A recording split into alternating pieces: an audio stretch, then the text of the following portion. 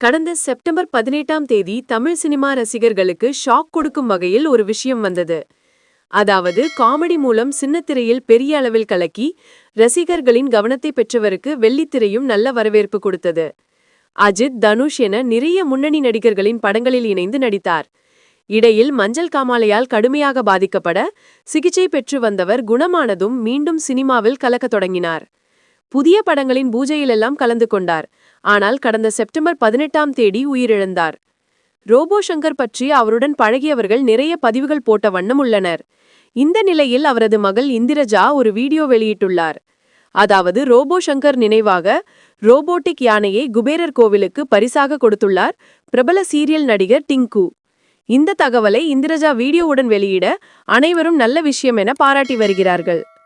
மேலும் இது போன்ற தகவலுக்கு சீரியல் ஆக்ட்ரஸ் சேனலை லைக் அண்ட் ஷேர் பண்ணிட்டு மறக்காம நம்ம பேஜை ஃபாலோ பண்ணிக்கோங்க.